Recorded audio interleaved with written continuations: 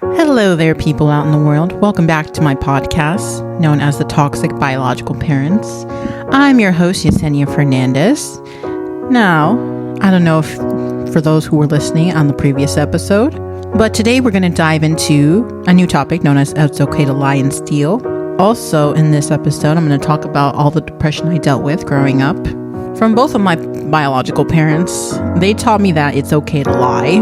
My biological mother used to lie to people all the time. She would tell people whenever she needed money that she was going to buy stuff for me, but in reality, she bought stuff for herself.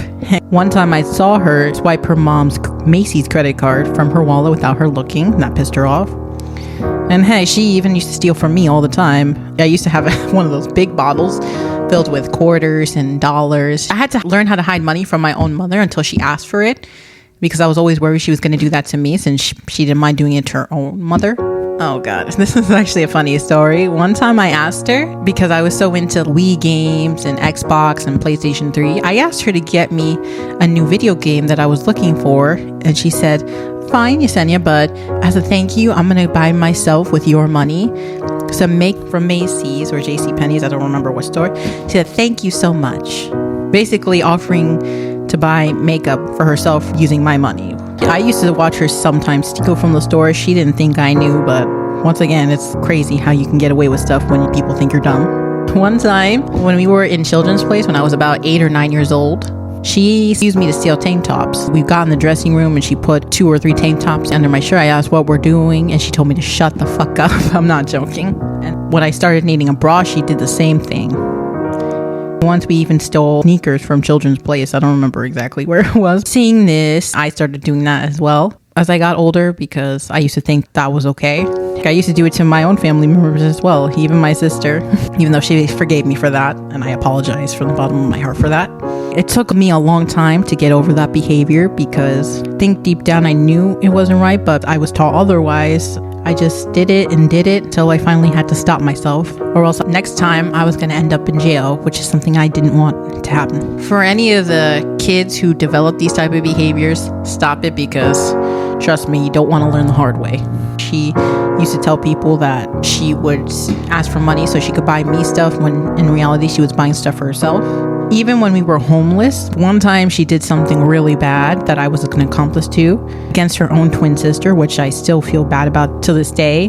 When I was about 8 or 9 years old, my mother was in a cast and she got into a fight with her twin sister and her boyfriend. The fights ended with yelling and her boyfriend pushing my mom while she was in a cast, even though he did nothing else to her. She called the cops on him and told a huge lie about what actually happened. He said he attacked her and was going to threaten to call people and shoot up our place, when that wasn't true, because I was scared of her. And yes, I agree on the fact that he did deserve to get punished for that. I feel like he didn't deserve to get punished for something he didn't actually do. She made me lie to the cops and say that someone else was there who wasn't, to twist the whole thing, because she wanted to see her twin sister's boyfriend in jail and get punished, even though she knew she was also pregnant at the time with his son. And that's really sad. So yes, I lied to the authority and I had to put a mean face on to make it believable. However, thinking of how I did that as a kid, even though I was manipulated and threatened into doing it because she told me if I didn't do it, there was going to be problems between me and her, I still feel awful about it. If you know who you are and you're hearing this, I apologize deeply for that incident. I honestly wish I could turn back time and not have done it, for letting my own mother manipulate me. I hope one day you can forgive me for that. I'm deeply sorry. But that is one thing I still feel bad about. And I learned how to be a liar from both of my parents, and I used to do a lot of awful things. When I was in middle school, I used to skip school all the time when I lived with her. She never knew. Even though the school would call her and tell her, oh, Yesenia was absent today, I told her some bogus lie that I was late and that's why they marked me absent. I don't know if it was because she really didn't care to investigate or it didn't bother her. She said, that's fine, just don't be late next time. I used to skip school to go to the city, to go to the movies. She never knew. Although this is funny. One time I actually got caught. Well, not that I got caught. I almost got caught when I was in the Toys R Us with the Ferris wheel. a guy came by and asked me, where's my mom? And I said, she's in the bathroom. And I said I would go get her. He had to continue working and helping out customers. So I escaped and no one ever noticed. I knew how to use the subway station already. I knew how to use the bus station when I was 11 or 12 years old. She didn't think I knew how to use it, but I did. I was a very sneaky child. However, as time passed, I got over these behaviors and learned that all this is wrong. If you're someone who's going through this or who has done something similar or even worse, trust me, that behavior is not going to get you anywhere. Do your best to stop this kind of stuff, or else it's just going to affect you and only you. With my biological father, he used to lie to people all the time too, especially my stepmom about his drinking. He used to try to hide bottles. One time it looked like a second dick was coming out of his pants and there was a bottle. The crazy thing is he expected me to lie to her whenever he did it, yet he is being a complete hypocrite and tells me not to lie when he's in front of her, right? Both of them, actually, now that I'm not talking to them, they come off as I'm the messed up one and I'm easily manipulated and they don't know what they did wrong. Basically, they lied to a bunch of people to make them feel better about themselves, about being horrible parents with me. As I mentioned earlier, I'm also going to be talking about my depression. I was struggling with a lot of depression growing up as a child, and that was due to all the abuse I've endured, all the growing up I had to do at a very young age. With my biological mother, I dealt with depression in the sense that she was abusing me, and when I would tell people, because I had an unfortunate reputation of being a liar, no one ever really believed me. I told my biological father, hoping he would be kind enough to help me. One day I got into a huge fight with my biological mother and I told her I wanted to go live with my dad. I was done with her. She told me I could only take what he got me and that's it, which I said was fine. I was willing to leave all my materialistic stuff behind because I wanted to get out of that situation. She calls him, tells him what's going on. I speak with him and he says, Yesenia, get over whatever is going on with your mom. I can't take you. Unfortunately, to hear that from your own father at the time is very painful for an 11 or 12-year-old. And what's worse, not only didn't he believe me, other people didn't believe me either. No aunts, no cousins who supposedly had my back. They all thought I was insane and made me stay with my mother because she was a sneaky, manipulative, conniving human being. In order to deal with this pain I was going through, there are times when I wanted to smash things. After she gave me a worse beating from the orange juice incident, I took my baseball bat and what I almost ended up doing was smashing her TV, but I didn't.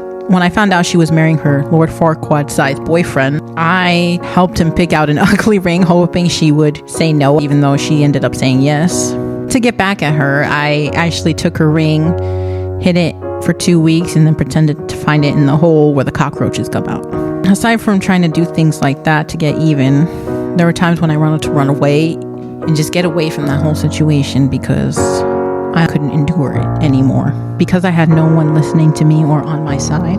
There are other times when I tried to hurt myself or even kill myself.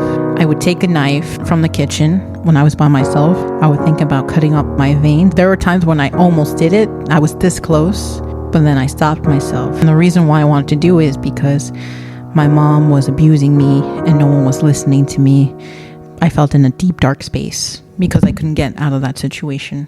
And then this was a few weeks after the whole when she threw me in the shower, stripped me and beat me while I was naked incident. I tried to strangle myself and choke myself in the bathroom. One of my teachers caught me. She asked me what was going on. I explained to her I tried to hurt myself. I can't take it anymore. What ended up happening was the next day, the school counselor called me in and asked me what was going on. I explained to him my situation. What ended up happening is he called CPS, Child Protective Services, and they came to investigate what was going on. I explained it to them. My grandparents explained it to them. No one believed me because the toxic biological woman who I had to call mom told them a whole nother story, that I was the one acting crazy, that I was the manipulator, that I was a sneaky person, and that she would never do something like that. They ended up believing her, and then unfortunately, my mom found a place to live. She got police officers and forced me to go with her to the new place where she was living. Once we got there, she gave me a nasty, evil look. She made it clear because of that whole incident that I started, she was going to make my life hell, and I can no longer see my grandparents, and that I'm stuck with her, unfortunately. She reiterated to me that if I acted up, her boyfriend was allowed to hit me. I was not going to live through that again. I couldn't take it anymore. Everyone has a breaking point. I grabbed a knife, tried to end my life again. I was stopped by her, and I told her she was crazy. I can't stand to live with her anymore. She has been causing my pain, my anxiety, my depression, and I just can't take it anymore. I'd rather live in an orphanage than with her. She said that's perfectly fine. The police showed up. I explained to them the whole situation, and we ended up going to a mental hospital. Yes. One of the doctors, I believe it was, came in. I told them I couldn't be with my biological mother. I tried to explain to her that she has been abusing me for years, that she won't stop, and I needed to get away from her. After that, the doctor went in with my mom and her husband, told her a completely different story. Seemed that I was the one with mental issues. And what ended up happening, what usually happens, no one believed me again. She put me in a mental hospital without caring whether I lived or died. My first night there, I remember crying my eyes out to sleep. I was there for a good week or two.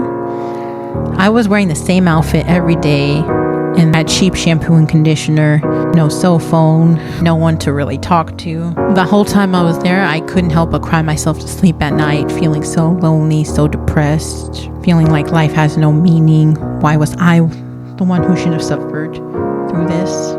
It's just something I went through at a very young age, and I don't know how I didn't completely lose it after being in a mental hospital. The sad part was that I was there on my birthday. Yep, I was in a mental hospital on my 13th birthday, the day you officially become a teenager. All I did that day was watch a little bit of cartoons and had some Haagen-Dazs chocolate ice cream. That was it. I tried to talk to my grandparents, and they told me to try to talk to my dad to live with him so then they can come get me. Honestly, I felt so abandoned. I was willing to do anything to get out of there. I reached out to my dad. I apologized to him, even though he was the one who should have been apologizing to me for abandoning me. I asked him if I could please live with him, and his response to that was he would only take me if his girlfriend, well, now his ex-wife and my stepmother, would say yes. And unfortunately, if he or my mother didn't come take me from the mental hospital, I was going to go into foster care. What he said to my stepmother when they were talking about me coming to live there with them, his words were, Yesenia is in the mental hospital, my daughter. If you want, we can take her, but you would have to take full responsibility for her because I have to work.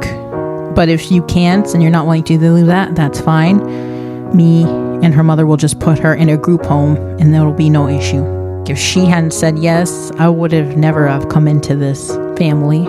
He didn't really care about being a good dad. He just wanted to seem like an amazing guy in her eyes. And that story ended with me going with him.